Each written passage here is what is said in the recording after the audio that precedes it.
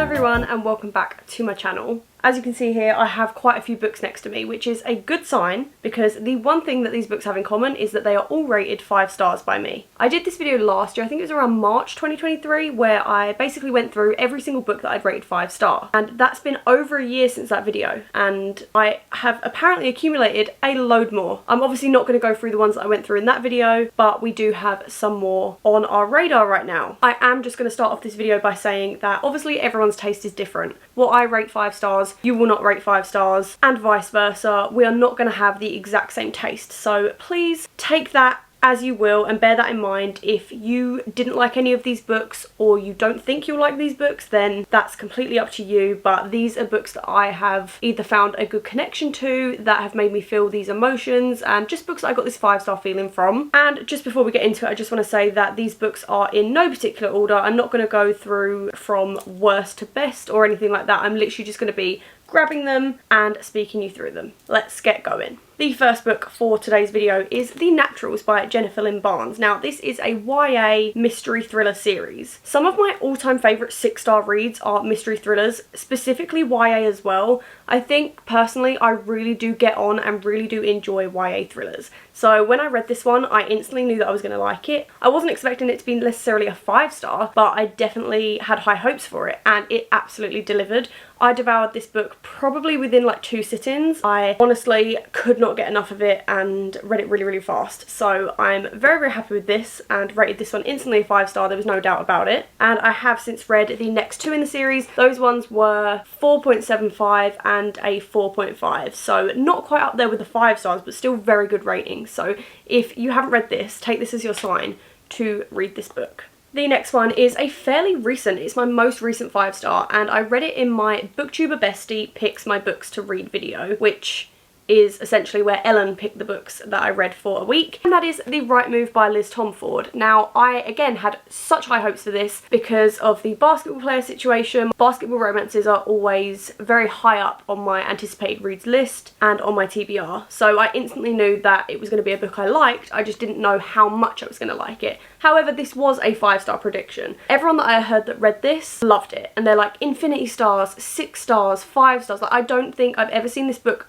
rated lower than a 4.5 star. So I instantly knew that I was going to really like it, and obviously it was a 5-star. This book had me crying, this book had me all of the emotions feeling basically, and I feel like if a book can give me that sort of emotion and can allow me to get that connected to the characters, it instantly is a 5-star for me, and this one definitely did fit that bill. This is another one that I read. It was my first read of 2024, and that is Yours Truly by Abby Jimenez. I love Abby Jimenez's writing, and this is the second in a series kind of, but it's also an interconnected standalone with Part of Your World. So you don't have to read Part of Your World, but you can just read this one on its own. But I'd highly recommend reading Part of Your World first, because I feel like that allowed me to connect to the characters a lot more. Brianna and Jacob are 2 of my favourite book characters that I've probably ever read about, and they are one of my favourite book couples, and just the way they were, their dynamic, the world they lived in, just everything about this book I absolutely loved, and I would do anything to read it for the first time again. The next one is Binding 13 by Chloe Walsh. This book had me sobbing, this book had me literally giggling, kicking my feet. This book had me, again, all of the emotions. I feel like that's going to be a very common theme within all of my 5 stars, but the reason that I love this one so much is because it's 800 pages. I'm going to say no more there. It obviously looks very daunting, and I was really unsure whether I was going to like it or not. Again, it was one of them ones where I'd seen great reviews, I'd seen some people not necessarily like it. This definitely isn't one of Ellen's favourite books. I know she didn't like it very much. However, I didn't know where I was going to fit in that scenario. Will I love it? Will I hate it? And because it's so long, I thought this is going to put me in a slump. I don't understand how one book couple can have one 800-page book and then another 800-page book after that. Johnny and Shannon have like 1,600 pages between them. What is there to say for that long? However, I obviously absolutely adored it. Another fairly recent 5-star read of mine is Behind the Net by Stephanie Archer. I read this book in order to do the Ellen Picks My Reads video because she actually picked the fake out for me to read, because We picked each other's books if you haven't watched that video yet, and she picked the fake out, but obviously this is the first one to that. You can read the fake out on its own, but Behind the Net does come before it chronologically, and I'm so glad that I read Behind the Net first. Not only did it make the fake out a much better book for me, even though that one is a 4.75, so not quite a 5, but still a 4.75, so still an amazing rating. However, I'm so glad that I went back and read this one first because it was a 5-star. I hadn't had a 5-star since Binding 13, and I read Binding 13 in January. I hadn't had a 5-star until a couple of weeks ago when I read this. And sometimes I feel like you just can't go wrong with a hockey, fluffy, smutty romance. This pile down here is going to speak for itself when I hold it up. Now, I always say that the Magnolia Park series are my all-time favourite books, and they are 100%. But when I say that, I specifically mean the Magnolia Parks books. I love Daisy Hates. She is an amazing character to read about. However, Magnolia Parks Into the Dark, and Magnolia Parks The Long Way Home, I am aware I just said them in the wrong order, are my favourite books in the entire world. Like, all-time favourites. I am still debating whether Magnolia Parks The Long Way Home or the first one are my favourite. I'm not 100% sure on that yet, but I don't think I'll ever settle on an actual decision because it fully depends on the mood. But I know that a lot of people have hated Magnolia Parks, and I always say, if you want to know, just read the second one. At least if you read The Long Way Home, you're going to get some answers. But these are like 6-star reads. These aren't even 5-star. These are not even on the scale of all of the other books that I'm talking about in this video. These are my all-time pride and joy favourite books. We then have After I Do by Taylor Jenkins Reid. Now, I don't think I've rated a Taylor Jenkins Reid book under 4 stars from what I can remember. She is probably one of my favourite authors, and definitely one that is an auto-buy author. She's definitely one that if she has a book release, I'm pre-ordering it. I always love her books. Whether they're set in the past, whether they're set in the present, I just feel like Taylor Jenkins Reid just has a way of like capturing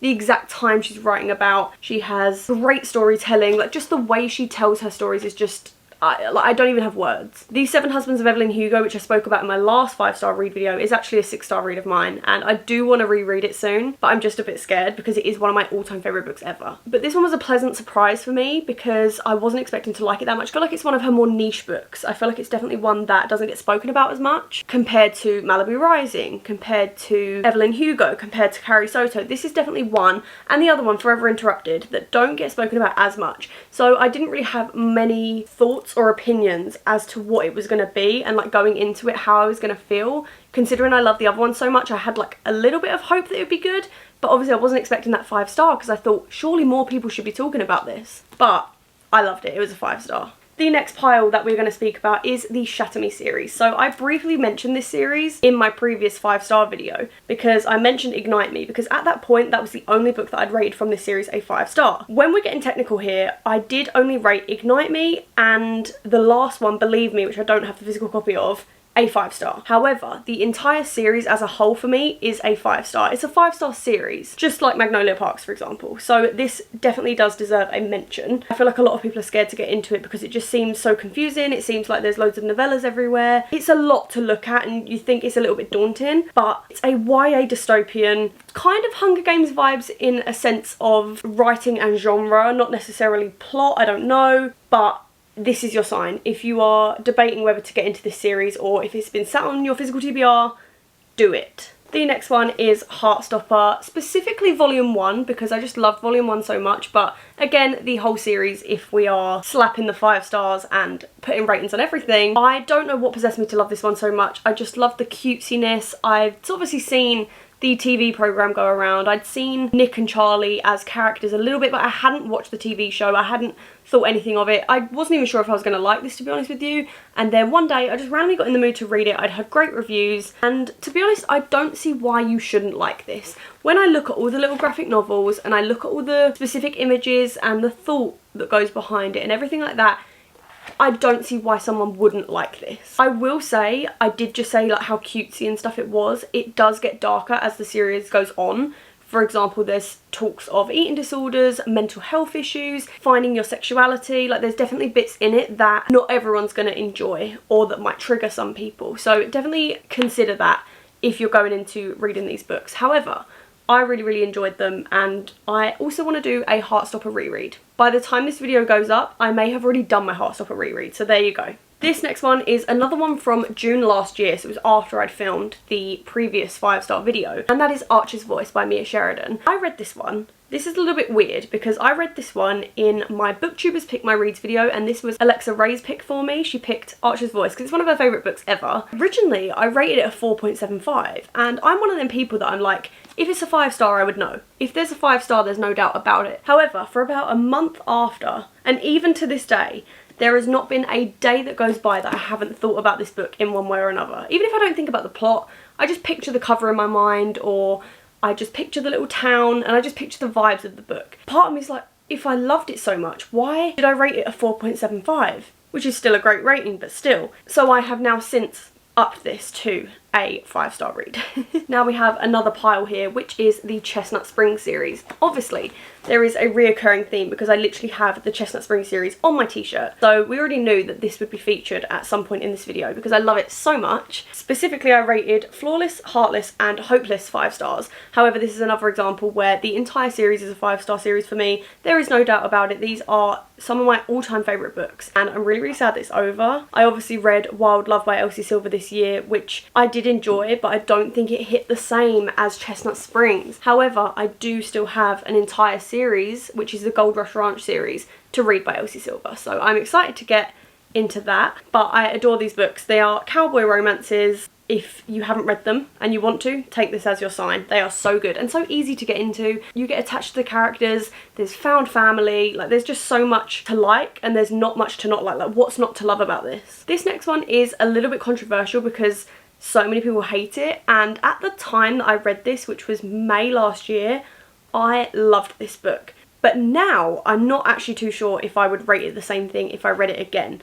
But that is Twisted Love by Anna Huang. Now, you're probably all screaming at me as if to be like, why is that a 5-star? This series is amazing. The last one, Twisted Lies, I rated a 4.75. Like, they are great books. They're very easy, very book talk, but great books. But this one seems to be like the worst one in people's opinions, but I really, really liked it, and I think it would be my favourite. This one and the last one are my favourites. But I did rate it a 5-star, but it's one of them books where I'm like, if I read it again now, would I rate it a 5-star? Probably, but because I don't really remember much about it and I don't really think about it, this one might go down to even just a 4.75, which again, as I keep saying, is a good rating.